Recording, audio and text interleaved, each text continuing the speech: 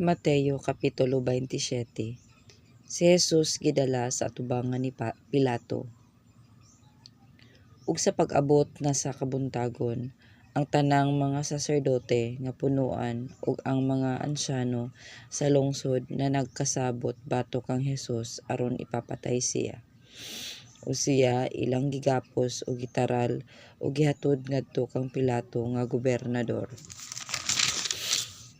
Pagkamatay ni Judas. O si Judas ang iyang magbubudhi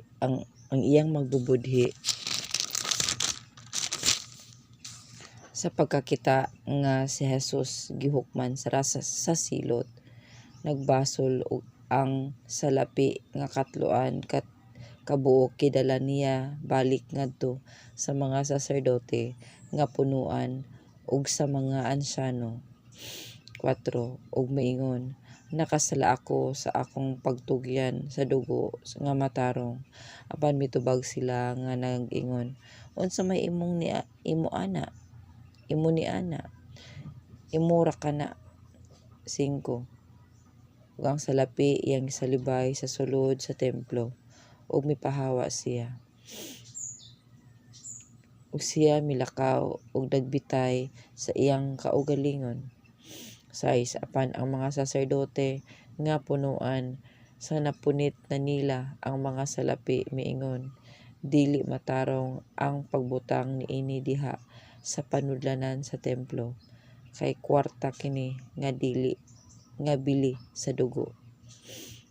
7. Busa na nagsabot sila og pinaagi niini, ilang gipalit ang yuta sa magkukulon aron pagalubngan alang sa mga dumuluong. 8. Busa ang maong yuta ginganlan nga yuta nga duguon hangtod karon nga adlaw. 9. Og natuman ang gisulti pinaagi sa propeta nga si Jeremias nga nag-ingon, ug ilang gikuha ang salapi nga katloan kabuok nga mao ang bili sa gibilhan sa pipila sa mga anak ni Israel. 10. Ug kini ilang gibaylo sa yuta nga magkukulon sumala sa gitugon kanako sa Ginoo. Si Jesus gipangutana ni Pilato. 11. Ug si Jesus nagtindog sa tubangan sa gobernador, ug ang gobernador nangutana kaniya, mao ba ikaw ang hari sa mga Hudyo? Si Jesus mitubag kaniya, sumala sa giingon mo, mao ako. 12. Apan sa diha nga gipasakaan na siyag sumbong sa mga saserdote nga punuan ug sa mga ansyano, siya wala gitubag. 13. Unya miingon kaniya si Pilato, wala ka ba makadungog sa daghang mga butang nga ilang gipanghimatuod batok kanimo? 14. Apan wala siya gitubag kaniya. Bisan batok na lang sa usa ka sumbong, ug tungod niana ang gobernador nahibulong og dako. Si Jesus gihukman nga patyon. 15. Ug sa panahon sa fiesta nabatasan sa gobernador ang pagbuhi alang sa katawhan sa usa ka buok nga binilanggo nga bisan kinsa nga ilang pangayoon. 16. Ug niadtong panahona dihay ilang usa ka bantugang binilanggo nga ginganlan si Barrabas. 17. Busa sa nagkatigom na sila, si Pilato miingon kanila, kinsa may gusto ninyong buhian alang kaninyo, si Barrabas ba o si Jesus ba, o ginatawag nga Kristo? 18. Kay nasayran man ugod niya nga tungod sa kasina ilang gitugyan siya ngadto kaniya. 19. Og labot pa, samtang si Pilato naglingkod sa lingkuranan Sa hukmanan gipadad-an siya pulong sa iyang asawa nga nanag-ingon, ayaw baya pagpanghilabot ni anang tawo nga matarong kay hilabihan sa akong pag-antos tungod kaniya pinaagi sa damgo karong adlaw. 20. Og ang mga tawo giulo-uluhan sa mga saserdote nga punuan ug sa mga ansyano sa pagpangayo kang Barrabas ug sa pagpatay kang Jesus. 21. Ug ang gobernador miingon na usab kanila, hain niining duruha ang gusto ninyong buhian ko alang kaninyo. Sila miingon, si Barrabas. 22. Si Pilato miingon kanila, nan unsaon ko man kini si Jesus ang ginatawag nga Kristo. Silang tanan miingon, ilansang siya sa krus. Ug siya miingon, kay ngano man unsa bay iyang nabuhat nga dautan? Apan nisamot sila pagsinggit nga nag-ingon, ilansang siya sa krus. Busa sa pagtan-aw ni Pilato nga wala siya'y dag-anan ug nga hapit na hinuon magsugod ang kagubot, mikuha siyag tubig ug sa tubangan sa panon sa katawhan nanghunaw siya sa iyang mga kamot nga nag-ingon, wala ako'y sala sa dugo niining tawhana.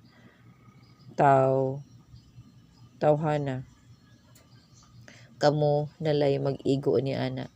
25. Ug ang tanang mga tawo mitubag nga nag-ingon, ang iyang dugo ipapaningil lang gikan kanamo ug sa among kaanakan. 26. Ug si Barrabas iyang gibuhian alang kanila ug tapos niya ipahampak si Jesus, iyang gitugyan siya aron ilansang sa krus. 27. Og si Jesus gidala sa mga sundalo sa gobernador ngadto sa palasyo ug sa iyang atubangan ilang gipundok ang tibuok bando sa kasundaluhan. 28. Og sa nahubuan na siya nila ilang gisuloban siyag kupo nga mapula. 29. Ug sa nakalukong silag purong-purong nga sampinit kini ilang gipahaom diha sa iyang ulo ug ila siyang gipakupot og baston nga bagakay sa iyang tuo nga kamot. Ug sa nagluhod-luhod sila sa iyang atubangan sa pagbugal-bugal kaniya, sila nagkanayon, mabuhi ang hari sa mga Hudyo. 30. Ug ilang gipanagludan siya ug unya ilang gikuha kaniya ang baston nga bagakay ug gihampak kini sa iyang ulo. 31. Tapos sa ilang pagbugal-bugal kaniya, siya gihukasan nila sa kupo ug giuli pagsulob kaniya ang iyang kaugalingong mga sapot. Ug unya ilang gidala sila aron ilang ilansang sa krus. 32. Si Jesus gilangsang sa krus. Ug sa pagpanggula nila sa siyudad, ilang hingsugatan ang usa ka tawo nga taga Siren nga ginganlan si Simon ug siya ilang gipugos sa pagpas-an sa krus ni Jesus. 33. Ug sa pag-abot nila sa usa ka dapit nga ginganlan og Golgota nga sa ato pa dapit sa Kalabera. 34. Si Jesus ilang gihatagan og bino nga sinambugan og apdo aron iyang imnon.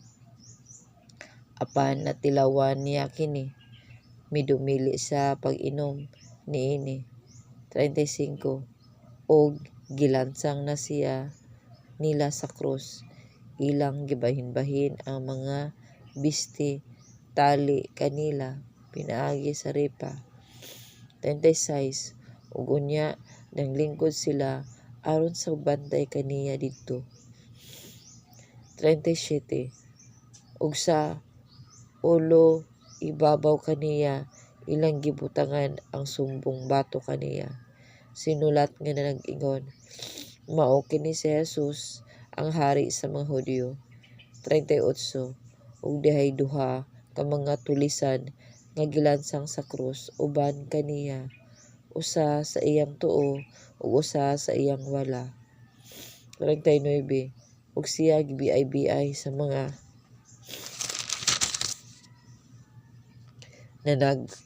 nangagi nga yango sa ilang mga ulo. 40 ug nag-ingon, ikaw nga maoy maguba sa templo ug mopatindog niini sulod sa 3 ka adlaw. Luwasa ang imong kaugalingon, anak ka man kaha sa Dios kanaog sa krus. 41 maingon man usab ang mga saserdote nga punuan uban sa mga eskreba ug mga ansyano. Kaniya nagbugal-bugal nga nag-ingon. 42 kana siya nagluwas sa uban apan sa iyang kaugalingon dili na hinuon makaluwas. Siya mao ang hari sa Israel. Pakanauga siya karon gikan sa krus ug unya mosalig kita kaniya. 43 nagasalig siya sa Dios, ipaluwas siya kaniya.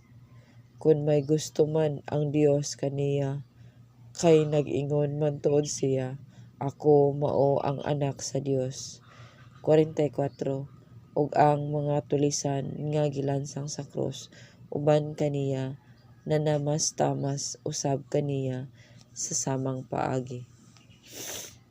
45 ug sukad sa ikanapulog duha ang takna sa kaudtohon dihay kangit-ngit sa tibuok kayutaan hangtod sa ikatulo ang takna sa hapon. 46 ug sa may ikatulo na ang takna sa hapon si Jesus mituaw sa makusog nga tingog nga nag-ingon, Eli, Eli, lama sabachthani. Nga sa ato pa, Dios ko, nganong gitalikdan mo ako. 47 ug dihay na nagtindog sa duol nga sa pagkadungog nila niini miingon, nagtawag siya kang Elias. 48 ug ang usa kanila midalagan diha-diha og mikuhag espongha ipatuhop kinig suka og gibutang kini sa tumoy sa usa ka bagakay o gitunol kaniya aron iyang imnon. 49 apan ang uban na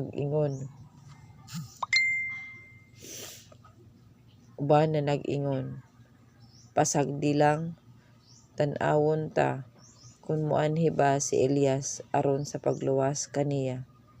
Ug dihay mikuhag bangkaw ug iyang gidughang ang kilid ni Jesus ug dihay miagay nga tubig ug dugo. 50 ug si Jesus miusab pagtuaw sa makusog nga tingog ug unya mitugyan sa iyang espiritu. 51 ug tan-awa ang tabil sa templo nagilis sa duha ka bahin gikan sa taas ngadto sa ubos ug ang yuta mikurog ug ang mga pangpang nangasip-ak. 22 ug nangaabli usab ang mga lubong ug namangon ang daghang mga lawas sa mga balaan nga nangamatay na. 23 ug sa nakapanggula sila gikan sa mga lubong.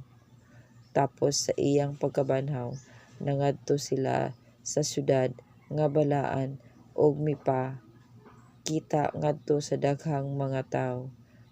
54 ug sa diha nga ang kapitan ug ang iyang mga kauban nga nagbantay kang Jesus nakakita sa linog ug sa mga butang nga nagkahitabo sila nangahadlok pag-ayo ug miingon sa pagkatinuod kini siya anak sa Dios. 55 ug usab didtoy daghang mga babaye nga nagpaantaw sa pagtan-aw, mga babaye nga misunod kang Hesus sukad pa sa Galilea sa pag-alagad kaniya. 56 nga ang pipila kanila mao sila si Maria Magdalena ug si Maria nga inahan nila ni Santiago ug ni Jose ug ang inahan sa mga anak ni Zebedeo.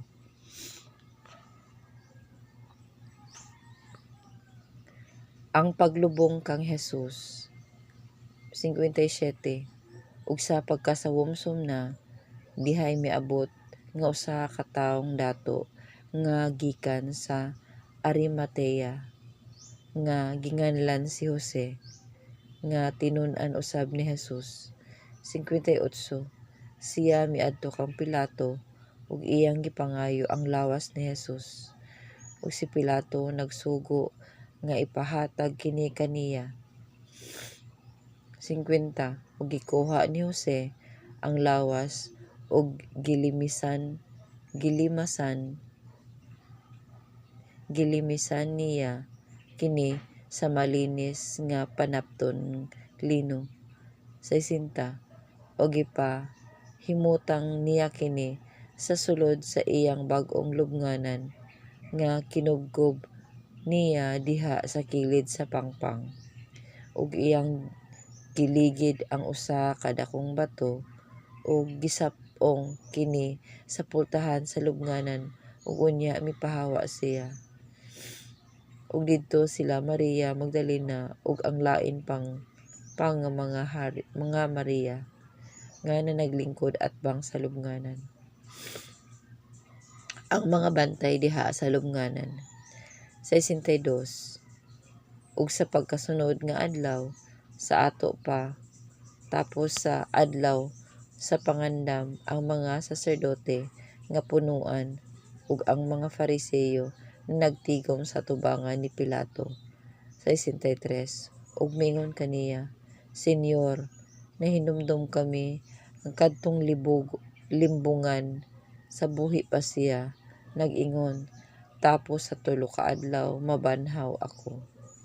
64 busa magsugo ka nga ang lubnganan pabantayan pag-ayo hangtod sa ikatulong adlaw kay tingali unyag adtuon ug kawaton siya sa iyang mga tinun-an ug unya manugilon sila sa mga tawo nga nag-ingon nabanhaw siya gikan sa mga patay ug ang ulahing limbong mulabaw pa unya hinuon kangil-ad kaysa nahaw na.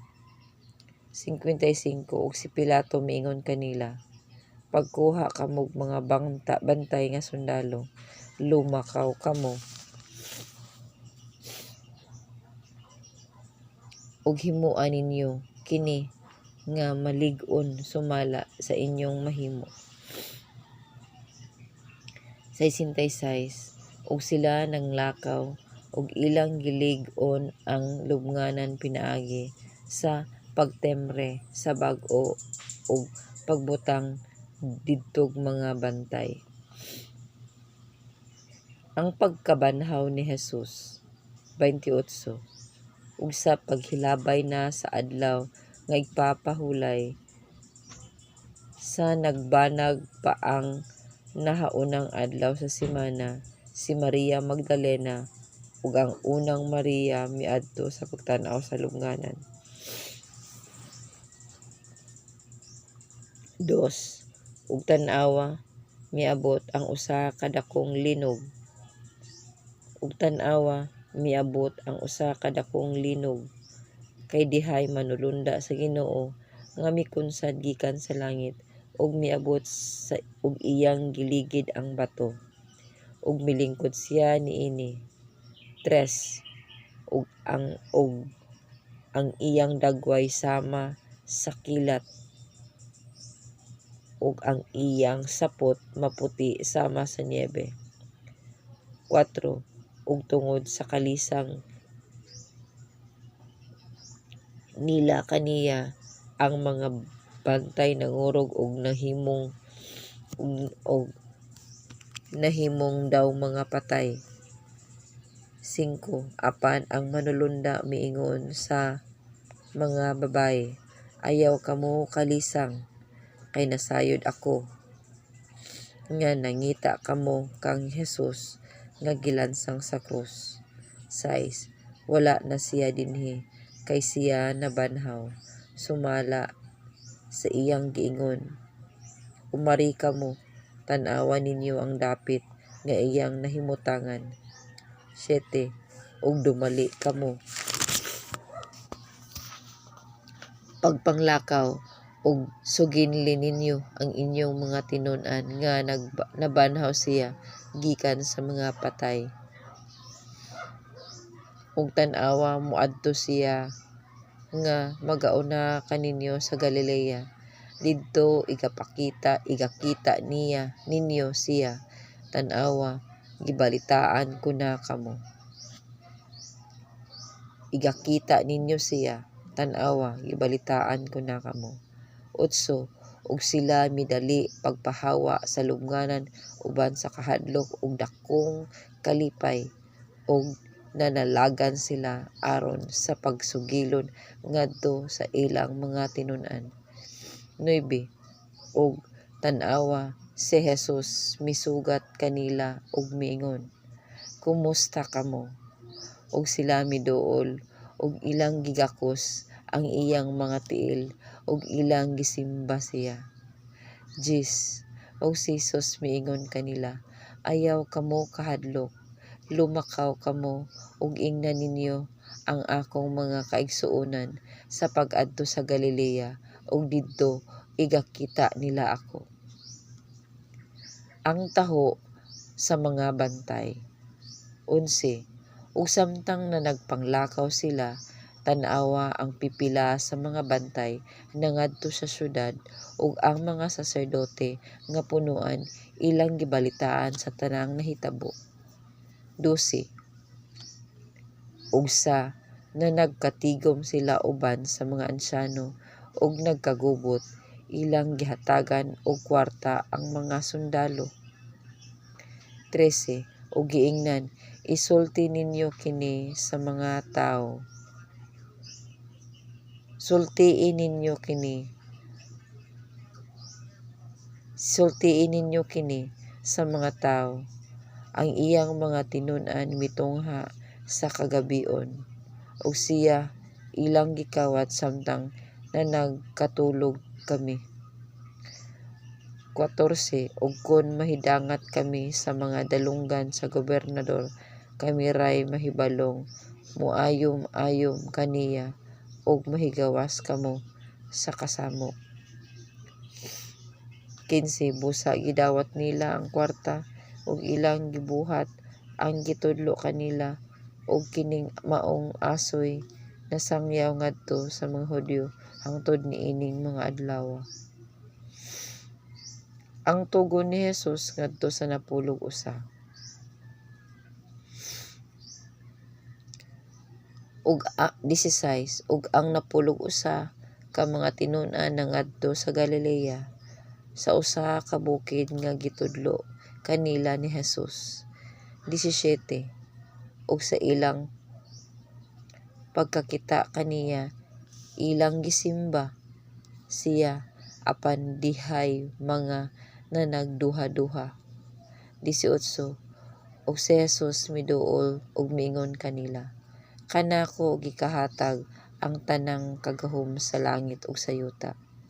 19 busa panglakaw kamo ug himuan ninyong mga tinun-an ang tanang kanasuran sa pagpamautismo kanila sa ngalan sa Amahan ug sa Anak ug sa Espiritu Santo.